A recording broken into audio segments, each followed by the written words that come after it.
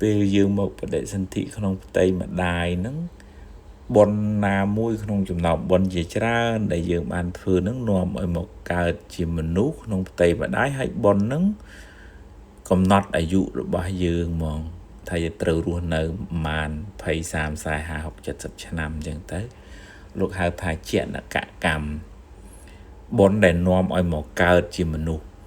ប៉ុន្តែមនុស្សនឹងអាចរស់នៅដល់ប៉ុណ្ណឹងឬមិនប៉ុណ្ណឹងអាស្រ័យបុណ្យផ្សេងទៀតជួយឧបត្ថម្ភបើឧបមាថាបុគ្គលនឹង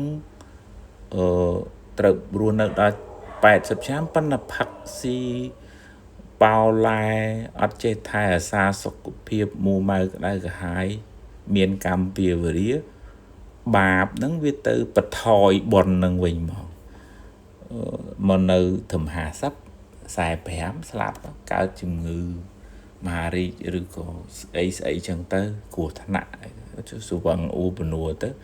វាទៅកាត់បុណ្យអស់20 30ឆ្នាំហ្នឹងក៏មានដែរ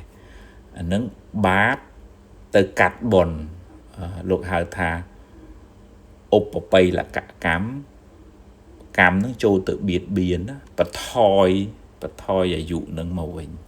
ប៉ុន្តែផ្ទុយទៅវិញបើឧទាហរណ៍ថាគាត់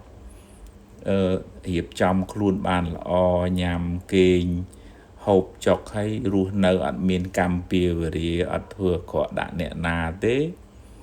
មានមិត្តមានភ័ក្រមនុស្សក៏ស្រឡាញ់ទេវតាក៏ជួយថែរក្សាអ្នកនឹងរស់នៅរហូតដល់អាយុកាលរបស់គាត់អាយុខែរបស់គាត់ហើយអាចលឺលួសអីតិចតួចទៀតក៏មានដែរដោយអំណាចនៃកម្លាំងបុណ្យហ្នឹងអញ្ចឹងបើយើងចេះរៀបចំជីវិតពេលបច្ចុប្បន្នឲ្យល្អអាយុយើងរស់នៅរហូតដល់ថ្ងៃដែលជាអាយុខែរបស់យើងប៉ុន្តែបើយើងមិនចេះរៀបចំខ្លួនឲ្យល្អទេអាចស្លាប់មុនអាយុលោកហៅថាអកាលមរណៈអញ្ចឹងយើងព្យាយាមធ្វើល្អទៅបុណ្យហ្នឹងនឹងជួយថែរក្សាយើងការពារយើងមនុស្សក៏ស្រឡាញ់ទេវតាក៏ជួយថែរក្សាដែរ